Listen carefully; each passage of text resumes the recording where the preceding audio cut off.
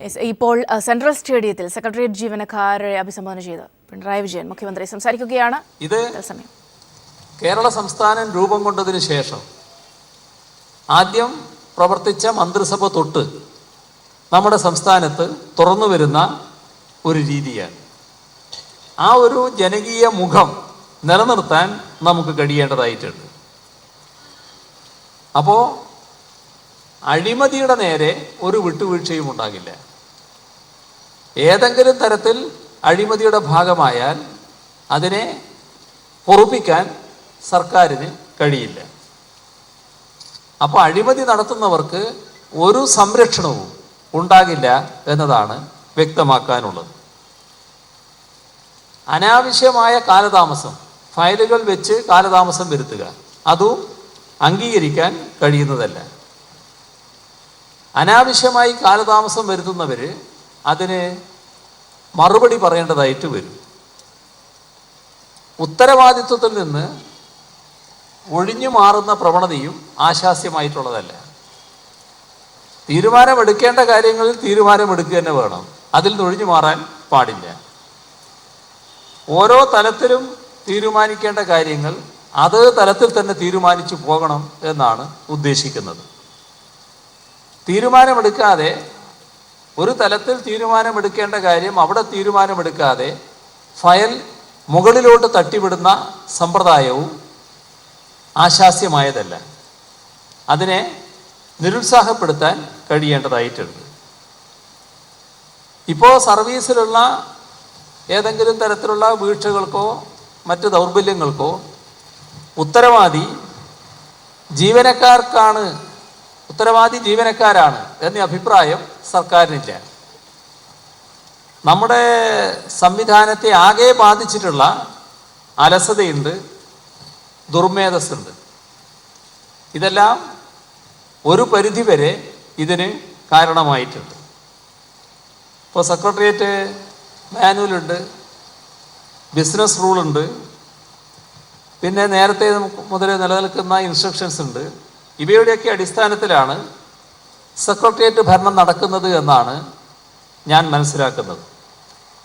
ഇവയിൽ അനുശാസിക്കുന്ന നടപടിക്രമങ്ങൾ, നിബന്ധനകൾ യഥാർത്ഥ രൂപത്തിൽ നടപ്പിലാവുന്നില്ല എന്നതാണ് ഇവിടുത്തെ പ്രത്യേകത.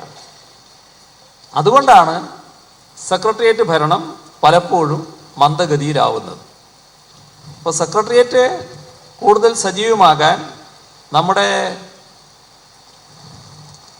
ഉന്നത ഉദ്യോഗസ്ഥരുടെ ഇടപെടൽ ആവശ്യമാണ് എന്നത് പ്രത്യേകമായി തന്നെ അവരുടെ ശ്രദ്ധയിൽപ്പെടുത്തിയിട്ടുണ്ട്. അപ്പോൾ അത്തരത്തിലുള്ള ഇടപെടൽ കൂടി ഇപ്പോൾ ഉണ്ടാകും എന്നത് നാം കാണേണ്ടതായിട്ടുണ്ട്. ഇവിടെ ഓരോ തലത്തിലുമുള്ള ജോലികൾ, അതുമായി ബന്ധപ്പെട്ട പ്രശ്നങ്ങൾ പരിശോധിക്കാൻ സ്റ്റാഫ് മീറ്റിങ്ങുകൾ വിളിച്ചു ചേർക്കുക എന്നത് പ്രധാനമാണ്. കുടിശ്ശിക ജോലികൾ സമയബന്ധിതമായി തീർപ്പാക്കാൻ സ്വാഭാവികമായും ഇതിൻ്റെ എല്ലാം ഫലമായി വകുപ്പ് സെക്രട്ടറിമാർ ശ്രമിച്ചു എന്ന് വരും. അപ്പം അത്തരം ശ്രമങ്ങളുമായി സഹകരിക്കാനാണ് നിങ്ങളെല്ലാവരും തയ്യാറാകേണ്ടത്. ഇവിടെ ഓരോ വകുപ്പിലും സമയബന്ധിതമായി കാര്യങ്ങൾ തീർക്കാൻ നമുക്ക് കഴിയേണ്ടതായിട്ടുണ്ട്. ഇക്കാര്യത്തിലാകെ കൃത്യമായ മേൽനോട്ടം സർക്കാരിൻ്റെ ഭാഗത്ത് നിന്ന് ഉണ്ടാവുകയും ചെയ്യും. ആധുനിക സാങ്കേതിക വിദ്യയുടെ പ്രത്യേകതകൾ, അതിൻ്റെ സാധ്യതകൾ വലിയ തോതിൽ പ്രയോജനപ്പെടുത്താൻ നമുക്ക് കഴിയണം. ഇപ്പോൾ സിവിൽ സർവീസ് ആ തരത്തിൽ ആധുനീകരിക്കുന്നതിന് സർക്കാർ നല്ല പ്രാധാന്യം തന്നെ നൽകും. ഈ ഗവേണൻസും ഈ ഫയലിങ്ങും അത്തരം കാര്യങ്ങളിലുള്ള പോരായ്മകൾ പരിഹരിച്ച് കുറ്റമറ്റതാക്കാനുള്ള നടപടി സർക്കാർ സ്വീകരിക്കും. കാലഹരണപ്പെട്ട ചട്ടങ്ങളുണ്ട്, നിയമങ്ങളുണ്ട്. അവയെല്ലാം കാലോചിതമായി പരിഷ്കരിക്കാനുള്ള ശ്രമമുണ്ടാകും. നമ്മുടെ ഓഫീസുകളിൽ ചില ഓഫീസുകൾ ലഘുവായ കാര്യങ്ങൾ കൈകാര്യം ചെയ്യുന്ന ഓഫീസുകളായിരിക്കും.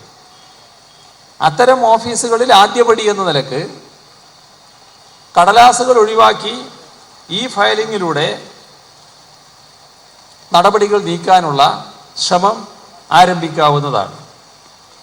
എന്നാൽ ചിലർക്കുള്ള ആശങ്ക ബൃഹത്തായ ഫയലുകൾ കൈകാര്യം ചെയ്യുന്ന സെക്രട്ടേറിയറ്റിൽ അത് സാധിക്കുമെന്നുള്ളതാണ്.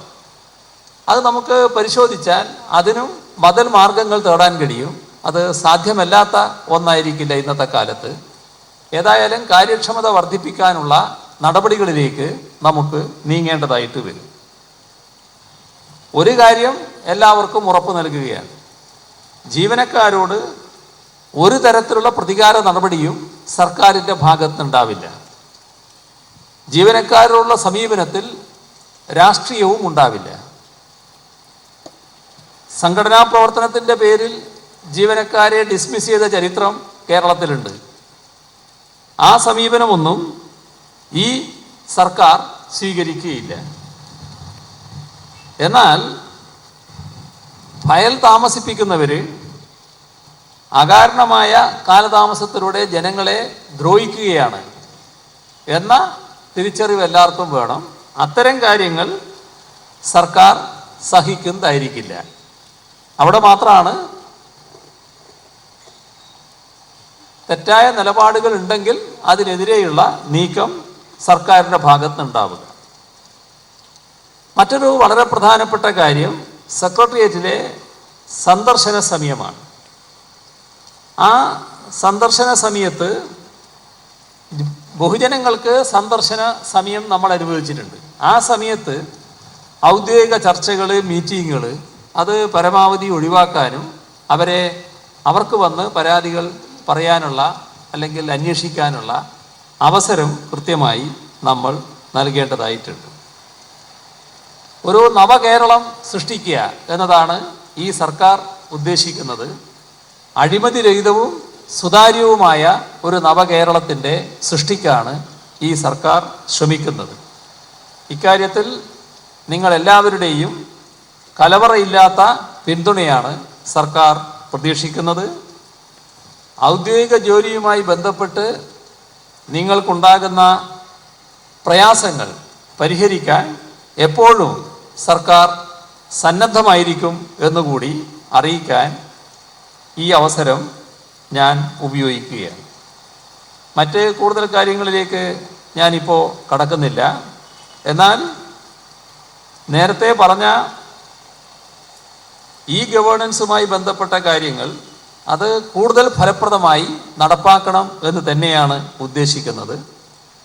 വളരെ ചുരുങ്ങിയൊരു കാലയളവിൽ തന്നെ ഈ ഓഫീസിൻ്റെ വിന്യാസം സെക്രട്ടേറിയറ്റിൽ ചില വകുപ്പുകൾ നടപ്പാക്കി കഴിഞ്ഞിട്ടുണ്ട്. ജീവനക്കാർ നല്ല രീതിയിൽ അതുമായി സഹകരിച്ചിട്ടുമുണ്ട്. ഇക്കാര്യത്തിൽ ജീവനക്കാരെ അഭിനന്ദിക്കാൻ ഞാൻ ഈ അവസരം ഉപയോഗിക്കുകയാണ്. അടുത്തൊരു നിശ്ചിത കാലം വെച്ചുകൊണ്ട് 2-3 മാസങ്ങൾ കൊണ്ട് തന്നെ പൂർണ്ണമായും ഈ ഓഫീസ് സംവിധാനത്തിലേക്ക് പല ഓഫീസുകളും മാറാൻ കഴിയുമെന്ന് തന്നെയാണ് പ്രതീക്ഷിക്കുന്നത്. അതോടെ ഓരോ അപേക്ഷയുടെയും സ്ഥിതി, അപ്പോഴുള്ള സ്ഥിതി അപേക്ഷകൻ്റെ ഫോണിലൂടെ മനസ്സിലാക്കാൻ കഴിയുന്ന തരത്തിലുള്ളൊരു സംവിധാനം ഒരുക്കാൻ കഴിയും എന്നാണ് പ്രതീക്ഷിക്കുന്നത്. അതോടെയാണ് സുതാര്യ കേരളം എന്നത് പൂർണ്ണ അർത്ഥത്തിൽ നടപ്പാക്കാൻ നമുക്ക് കഴിയുക. അപ്പോൾ സമയപരിധിക്കുള്ളിൽ സേവനം ലഭ്യമാക്കുക, ഇക്കാര്യത്തിൽ IT സംവിധാനം നല്ല രീതിയിൽ പ്രയോജനപ്പെടുത്താനുമാണ് ഉദ്ദേശിക്കുന്നത്. അങ്ങനെ കാര്യക്ഷമതയോടെ കാര്യങ്ങൾ നടത്താൻ നമുക്ക് കഴിയണം. നിങ്ങളെല്ലാവരുടെയും സഹകരണം ആ കാര്യത്തിൽ ഉണ്ടാകണം എന്ന് ഒരിക്കൽ കൂടി അഭ്യർത്ഥിച്ചുകൊണ്ട് അവസാനിപ്പിക്കുന്നു. സെൻട്രൽ സ്റ്റേഡിയത്തിൽ മുഖ്യമന്ത്രി പിണറായി വിജയൻ സംസാരിക്കുകയായിരുന്നു. സെക്രട്ടേറിയറ്റ് ഉദ്യോഗസ്ഥരെ അഭിസംബോധന ചെയ്തുകൊണ്ട് സർക്കാരിൻ്റെ സുഗമമായ നടത്തിപ്പിന് ജനങ്ങളുടെ ആവശ്യങ്ങൾ നടപ്പാക്കാൻ ഉദ്യോഗസ്ഥർ കൂടി നേതൃത്വം നൽകിക്കൊണ്ട് ഉള്ള പ്രവർത്തനങ്ങൾ പ്രതീക്ഷിക്കുന്നു എന്നാണ് മുഖ്യമന്ത്രി പറഞ്ഞത്. ഫയലുകളിൽ നിശ്ചിത സമയത്തിനുള്ളിൽ തീരുമാനം ആകണം, സെക്രട്ടേറിയറ്റിലെ ഇടനിലക്കാരെ നിലയ്ക്ക് നിർത്തുന്ന അടക്കം ഉള്ള കാര്യങ്ങളാണ് മുഖ്യമന്ത്രി പറഞ്ഞത്. ജാതിക കർഷകർക്ക് പുത്തൻ പ്രതീക്ഷ നൽകി അടിമാലി ഗോപിയുടെ മൾട്ടി റൂട്ട് ജാതി. കൂടുതൽ കായ്ഫലത്തിനൊപ്പം ഏത് കാലാവസ്ഥാ പ്രതിസന്ധിയും അതിജീവിക്കാൻ കഴിയുമെന്നതാണ് ഗോപിയുടെ ജാതി തൈയുടെ പ്രത്യേകത. കാർഷിക മേഖലയിൽ പുതിയ കണ്ടുപിടുത്തങ്ങളിലൂടെ കർഷകരുടെ പ്രിയങ്കരനായ അടിമാലി ഗോപി വികസിപ്പിച്ചെടുത്ത ജാതിയുടെ പുതിയ രൂപം കർഷകർ പ്രതീക്ഷയോടെയാണ് കാണുന്നത്. സാധാരണ ബഡ് ജാതികൾ നാട്ടിൽ അനേകമുണ്ടെങ്കിലും ഗോപി വികസിപ്പിച്ചെടുത്ത മൾട്ടി റൂട്ട് ജാതി സ്പൈസസ് ബോർഡ് അധികൃതരെ തന്നെ അത്ഭുതപ്പെടുത്തിയിരിക്കുന്നു.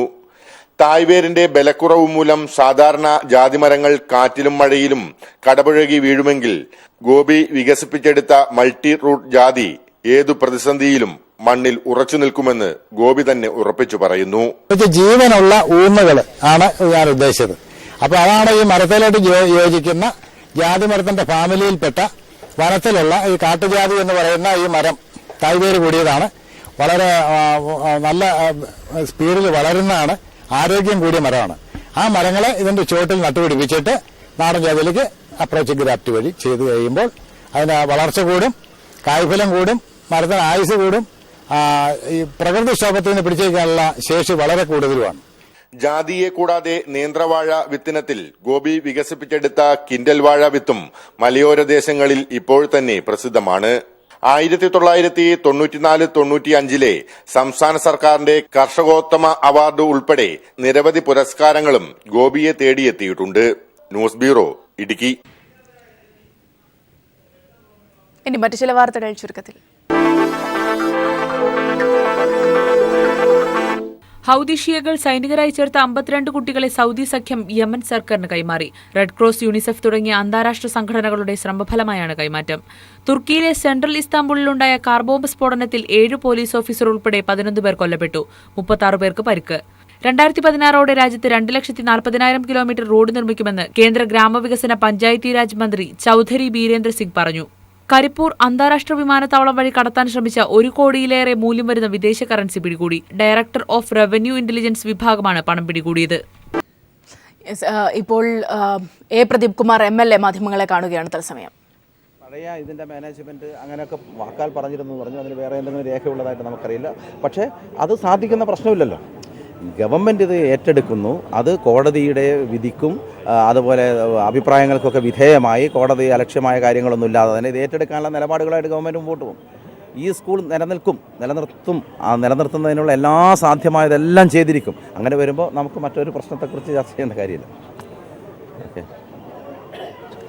സ്കൂൾ മലപ്പറമ്പ് സ്കൂൾ നിലനിർത്തുന്നതിനുള്ള സാധ്യമായ എല്ലാ കാര്യങ്ങളും ചെയ്യുമെന്നാണ് എ പ്രദീപ് കുമാർ MLA പറഞ്ഞത്.